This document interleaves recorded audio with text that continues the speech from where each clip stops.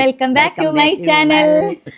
നമ്മള് ഇന്നത്തെ നോമ്പ് തുറ സ്പെഷ്യൽ മുട്ടമാല ഞാൻ പണ്ടേ ഞാൻ ഉണ്ടാക്കിയതാ. ഇപ്പം കുറേ ആയി മക്കളെ ഞാൻ മുട്ടമാല ഉണ്ടാക്കാറുണ്ട്. ഉമ്മാന്റെ മെയിൻ സ്പെഷ്യൽ ആയിട്ടുള്ള ഐറ്റം ആണ് മുട്ടമാലയും ബീഫ് ബിരിയാണിയും. അപ്പൊ നമ്മൾ ഇന്ന് മുട്ടമാലന്റെ റെസിപ്പിയാണ് ഇടുന്നത്. മുട്ടമാല അപ്പൊ നമ്മൾ ഇന്ന് ഉമ്മാന്റെ സ്പെഷ്യൽ ആയിട്ടുള്ള മുട്ടമാല എങ്ങനെ ഉണ്ടാക്കുന്നതെന്ന് കാണിച്ചു തരും. ഇപ്പത്തെ ആൾക്കാർ എന്ന് വെച്ചാൽ കുപ്പിയിലാക്കുന്നത്.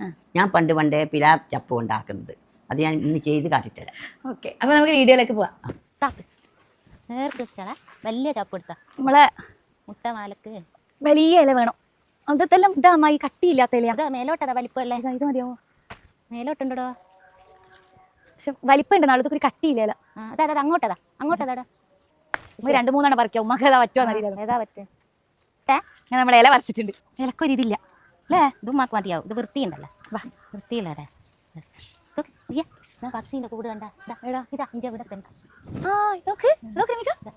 പക്ഷീന്റെ കൂട് അല്ല, ഇത് കഴുകി ചൂത്തിയാ പോരെ?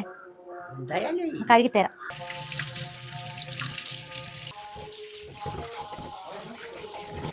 പിലാ ചപ്പ് ഒന്നെടുക്കുക. എന്നിട്ട് ഇതിങ്ങനെ ഇങ്ങനെ വളക്കുക.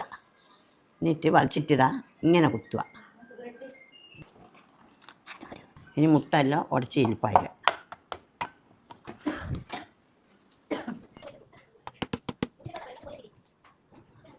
ഇനി മുട്ടേൻ്റെ വെള്ള പോഷൻ്റെ അടുത്ത് നിന്ന് മഞ്ഞ എടുത്തിട്ട് മഞ്ഞക്കരു എടുത്തിട്ട് വേറെ പാത്രത്തിലേക്ക് ഇടാം.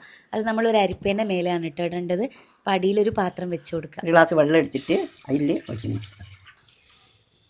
പഞ്ചസാരക്ക് കണക്കുണ്ടാവുമ്മ? ഇല്ല, ഞാൻ സുമാറായില്ല. ഞാൻ കണക്കിടില്ല. കൈക്കണക്കല്ലേ? കൈക്കണക്ക്. ഇനിയിപ്പോൾ മാലൻ്റെ ചോപ്പ് വയ്ക്കാൻ പോന്ന ഇലയിലേക്ക് ഇങ്ങനെ ഒഴിച്ചു കൊടുക്കാമോ?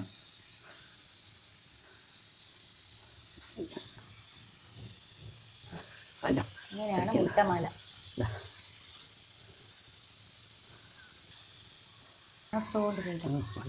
ഇങ്ങനെ ഇതിൻ്റെ നര ചൂട് തണിയുമ്പോൾ അതിൻ്റെ ഇത് ഇങ്ങനെ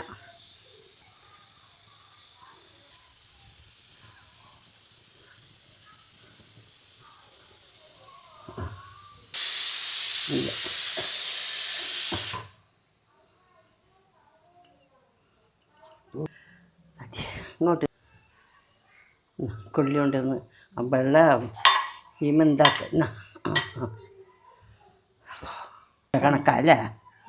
അങ്ങനെ ഇതാക്കണ്ട, ഇങ്ങനെ പൊന്തിച്ചിട്ടാക്കണം. ദേശവും തണിയട്ടെ. മൂടിയല്ലേ? ഉമ്മ ടയേർഡായി അല്ലേ? ഉമ്മ ക്ഷീണിതയായി. ഉമ്മ കിച്ചണിൽ മോളെ